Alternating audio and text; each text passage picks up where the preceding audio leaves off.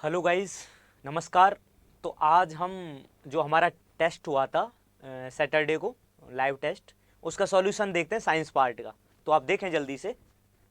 तो पहला क्वेश्चन था, तैरना किसके कारण संभव है? कि स्विमिंग करते हैं तो उनमें से ये जो नियम दिए हुए हैं इनमें से कौन सा अप्लाई होता है स्विमिंग के टाइम पे? तो देखें आप, न्यूटन का पहला नियम गति का, न्यूटन की गति का दूसरा नियम, न्यूटन की गति का तीसरा नियम और गुरुत्वाकर्षण बल।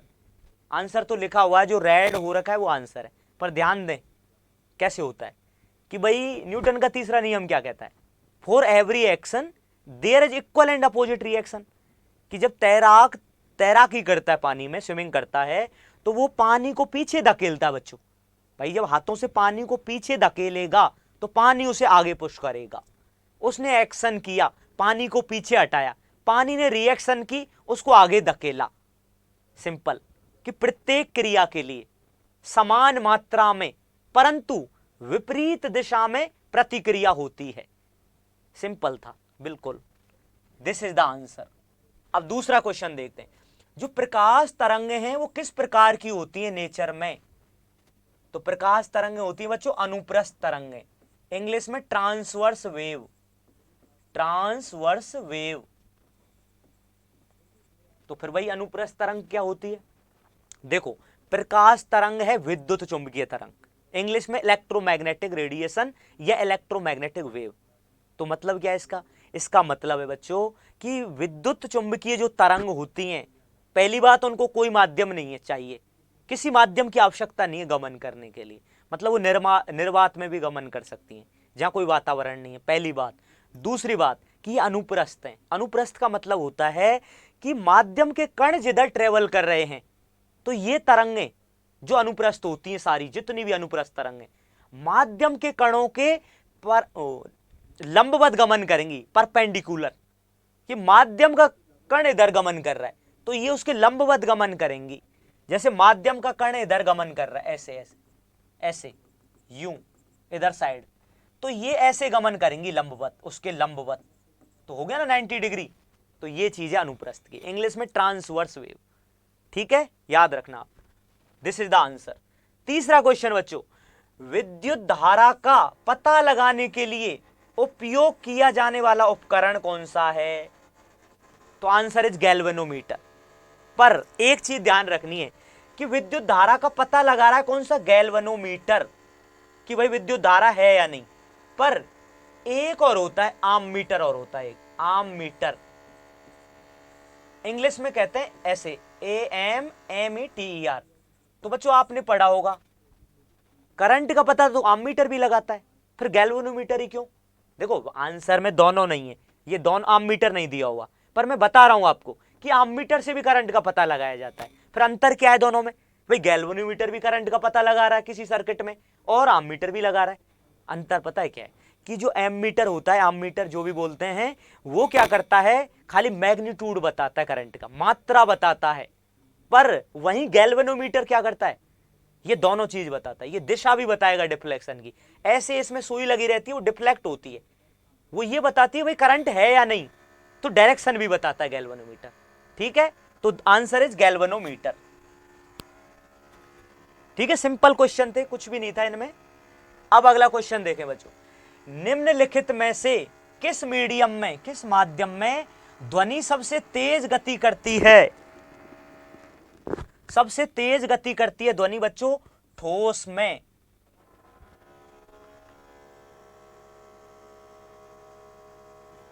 ठीक है बच्चों, ठोस में ध्वनि की गति सर्वाधिक होती है, ठोस में, बजाय तरल और गैस के। ध्यान रखना, ठोस में सर्वाधिक गमन करती है, सबसे तेज गति करती है। दूसरी बात, ये जो ध्वनि तरंग होती है कैसी तरंग है पता है ना? यांत्रिक तरंग है, मैकेनिकल वेव है। इसको माध्यम चाहिए, ये निर्वात में गमन नहीं कर सकती। ये ऐसे किसी ग्रह पर या अंतरिक्ष में जहां वातावरण नहीं है वहां पे ध्वनि ट्रेवल नहीं कर सकती। ध्यान रखना आप है जो, बाकी का मैं पढ़ा चुका हूं इसके बारे में, वीडियो देख लेना आप है जो। अगला क्वेश्चन बच्चों, स्थिर विद्युत। स्थिर विद्युत माने स्टैटिक इलेक्ट्रिसिटी। अभी टॉपिक हमने कंप्लीट किया था 2-4 रोज पहले, आप देख लेना, समस्या आए तो। स्थिर विद्युत डैश डैश के द्वारा निर्मित होती है। कि स्थिर विद्युत को पैदा कैसे किया जा सकता है? घर्षण करने से, सिंपल तरीका, सबसे आसानी से, घर्षण से, फ्रिक्शन से, रगड़ने से। कि हमने कंगे को रगड़ा बालों से, देन हमने धूल के कण, कागज के टुकड़ों को अट्रैक्ट करते हुए देखा है, कंगा करता है, और नहीं रगड़ोगे तो नहीं करेगा। क्यों? जब रगड़ करते हैं, आपस में घर्षण करते हैं, फ्रिक्शन होता है, तो आवेश सतह पे आ जाते हैं, और जब उनको किसी दूसरे कण के पास ले जाएंगे तो आपस में अंतरक्रिया होती है, जिससे वो उसको अट्रैक्ट करते हैं और इलेक्ट्रॉन का त्याग भी कर सकते हैं। भाई धनात्मक होगा मान लो कोई चीज, वो कब होगा धनात्मक? कि पॉजिटिव चार्ज उसमें आ गए। कैसे आए? इलेक्ट्रॉन को त्याग दिया उसने। और कोई चीज नेगेटिव हो गई रगड़ने पर, उसका मतलब उसने इलेक्ट्रॉन ग्रहण कर लिए। ये प्रक्रिया होती है स्थिर विद्युत की। कि हमने रगड़ा, कांच को रगड़ा, किसके साथ? रेशम के साथ, तब भी होता है, तब भी आवेश आते हैं। और कंगे को रगड़ा हमने, तब भी आवेश आ रहे हैं। और बहुत सारी क्रियाएं जिनमें घर्षण द्वारा आवेश आता है, और इसी प्रक्रिया को कहते हैं स्थिर विद्युत। और विद्युत दो प्रकार से होती है, स्थिर विद्युत, धारा विद्युत। ठीक है, सिंपल है, कुछ भी नहीं, मैंने अभी पढ़ाया था, आप देख लेना, समझ में नहीं आए तो। ठीक है, दिस इज द आंसर। पर हाँ, ये मैंने बताया नहीं कि प्रेरण क्या होता है। फिर प्रेरण में क्या होता है बच्चों? प्रेरणा दी जाती है चार्ज होने के लिए। घर्षण में तो रगड़ दो दोनों पदार्थों को, आपस में हो जाएंगे चार्ज, एक पॉजिटिव एक नेगेटिव। ठीक है, दूसरा प्रेरण द्वारा कैसे होता है फिर बच्चों? प्रेरण में कुछ नहीं होता, प्रेरण में मोटिवेट किया जाता है, प्रेरणा दी जाती है, वो वाला मोटिवेशन नहीं, बट आइडिया लगा सकते हैं, मोटिवेशन इज मोटिवेशन। प्रेरण में क्या होगा कि हम एक जो जैसे चार्ज, ये कंडक्टर है, ये चार्ज है प्लस, ठीक है बच्चों, इसके पास कोई लाए, हम मान लो कोई और कंडक्टर लाए, तो ये ऑटोमेटिकली विपरीत दिशा में चार्ज हो जाएगा। दिस इज प्रेरण। दिस इज प्रेरण कि हमने उनको रगड़ाया नहीं, रगड़ नहीं की, घर्षण नहीं करवाया, पर हम पास में ले आए उसे, उसके प्रेरणा से। ये धनात्मक आवेश था, और ये शुरू में कुछ भी आवेश नहीं था इस पे, ये कंडक्टर पे, इसको पास लाएंगे ना, ये ऑटोमेटिकली विपरीत दिशा में चार्ज हो गया। दिस इज प्रेरण। तो दोनों प्रक्रियाओं से हो सकता है क्या? स्थिर विद्युत में आवेश जनरेशन दोनों तरीका से होगा, घर्षण भी, प्रेरण भी। This is the answer. अगला क्वेश्चन बच्चों, विद्युत जो आवेश होता है, इलेक्ट्रिक जो चार्ज होता है, उसके गुणों के बारे में बताओ भाई, कि कौन सा कथन इनमें, क्वेश्चन ध्यान से पढ़ना है, कौन सा कथन गलत है।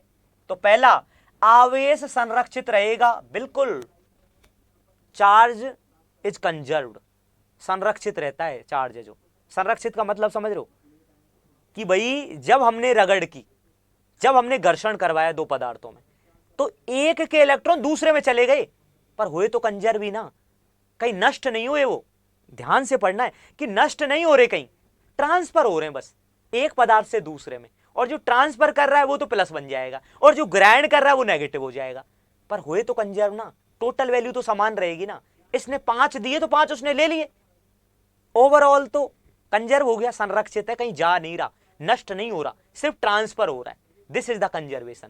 जैसे एनर्जी का कंजर्वेशन होता है, ऊर्जा का संरक्षण, कि ऊर्जा अवस्था बदल रही है, ना तो नष्ट होगी ना उत्पन्न होगी, वो ऊर्जा का संरक्षण है। ऐसी चार्ज का है कि चार्ज एक से दूसरे में जा रहे हैं घर्षण करने पे या प्रेरण करने पे, पर नष्ट नहीं हो रहे, इसलिए संरक्षित का मतलब ये है।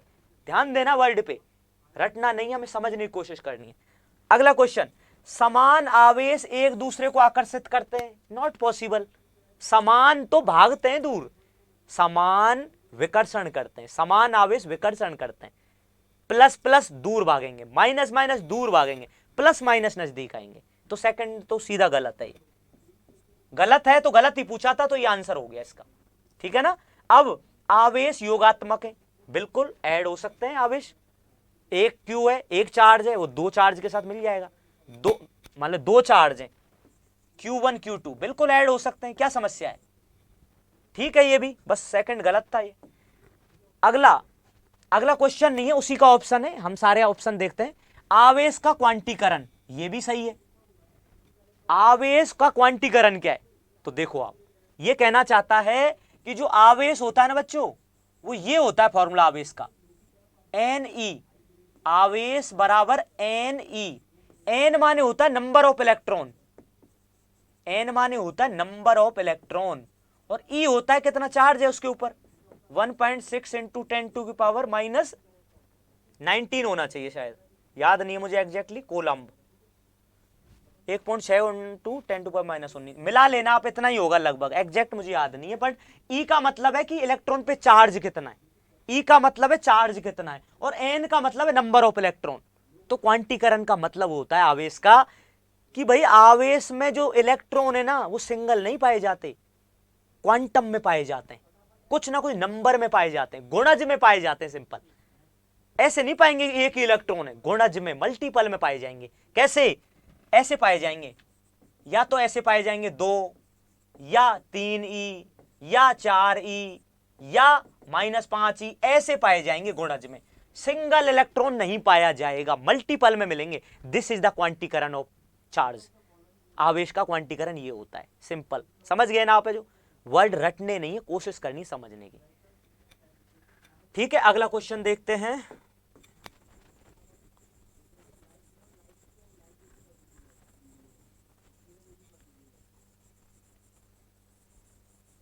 दो क्वेश्चन और रह गए, जल्दी से देखते हैं। देखो, किसी पिंड पर धनावेश डैश डैश द्वारा उत्पन्न किया जाता है। सिंपल सी बात है, धनावेश कैसे आएगा? जब इलेक्ट्रॉन का त्याग किया जाएगा, रगड़ हुई, घर्षण हुआ, तो जिसने इलेक्ट्रॉन त्यागे, एक पदार्थ त्याग करता है, एक ग्रहण करता है। जिसने त्यागे इलेक्ट्रॉन, निकाल दिए इलेक्ट्रॉन, हो गया पॉजिटिव चार्ज, और जिसने ग्रहण किए वो नेगेटिव। तो धनावेश पूछा, इलेक्ट्रॉनों को निकाल दो, पॉजिटिव हो जाएगा। सिंपल। अब लास्ट क्वेश्चन देखो बच्चों, जब कोई निकाय, निकाय माने सिस्टम, निकाय माने सिस्टम, कोई निकाय पृथ्वी से जुड़ा है, मान लो ये सिस्टम है बच्चों, कोई ये अर्थ से जुड़ रहा है, this is earth, this is earth मतलब ग्राउंड है, ये है ना, धरती है, सरफेस है, और ये कोई सिस्टम है ए। अब ये पृथ्वी से जुड़ा है, तो इलेक्ट्रॉन पृथ्वी से निकाय में प्रवाहित हो रहे हैं, मतलब इलेक्ट्रॉन जा रहे हैं पृथ्वी से निकलकर निकाय में, इलेक्ट्रॉन जा रहे हैं बच्चों। कोई सिस्टम है वो अर्थ से जुड़ा है, और इलेक्ट्रॉन जा रहे हैं ऊपर की ओर, धरती से निकाय में। इसका मतलब क्या है? कॉमन सेंस, कि धरती से इलेक्ट्रॉन निकल के उस सिस्टम में जा रहे हैं, मतलब निकाय में इलेक्ट्रॉन की कमी है। भाई इलेक्ट्रॉन की कमी है तभी तो इलेक्ट्रॉन ले रहा है निकाय, निकाय माने सिस्टम। धरती से इलेक्ट्रॉन ले रहा कोई सिस्टम, मतलब उसमें सिस्टम में कमी है इलेक्ट्रॉन की, और नहीं होती तो वरना क्यों लेता वो, राइट? तो मतलब ये पॉजिटिव चार्ज है, ये धनात्मक है भाई, ये A+ है मान लो, इसका मतलब ये इलेक्ट्रॉन दे चुका, इसके पास इलेक्ट्रॉन की कमी है। भाई धनात्मक कब होती है कोई चीज? जब इलेक्ट्रॉन त्याग करती है। इलेक्ट्रॉन त्याग रही है मतलब उसमें कमी है इलेक्ट्रॉन की, तभी तो वो धनात्मक है। उल्टा है थोड़ा कॉन्सेप्ट, कि उसने इलेक्ट्रॉन दे दिए। कंफ्यूज मत होना, धनात्मक का मतलब ये मत समझना कि इलेक्ट्रॉन है उसके पास, नहीं, इलेक्ट्रॉन दे चुका तभी तो धनात्मक बना। तो उसे तो चाहिए इलेक्ट्रॉन न्यूट्रल होने के लिए, तो इलेक्ट्रॉन वो लेगा, इलेक्ट्रॉन ले रहा है, देख लो सिस्टम, मतलब वो धनात्मक था भैया। यही पूछ रहा है कि निकाय जब धनावेशित होता है तो इलेक्ट्रॉन क्या करेगा? ग्रहण करेगा अर्थ से, और जब वो नेगेटिव चार्ज है तो वो देगा इलेक्ट्रॉन। क्यों? उसके पास इलेक्ट्रॉन है, कमी है ही नहीं उसके पास। सिंपल क्वेश्चन थे, पर सारे अच्छे क्वेश्चन थे, कैसे भी क्वेश्चन आ सकते हैं प्रीलिम्स में, मेंस में। तो हम प्रैक्टिस करते रहिए, हमें करते रहना है प्रैक्टिस। कोई और भी एग्जाम है छोटा जिसमें डायरेक्ट क्वेश्चन आते हैं ऑब्जेक्टिव, तो साइंस में ये क्वेश्चन बहुत बेसिक हैं और आ सकते हैं सर। पढ़ते रहिए आप, कोई भी समस्या हो तो आप कमेंट करें। Thank you so much.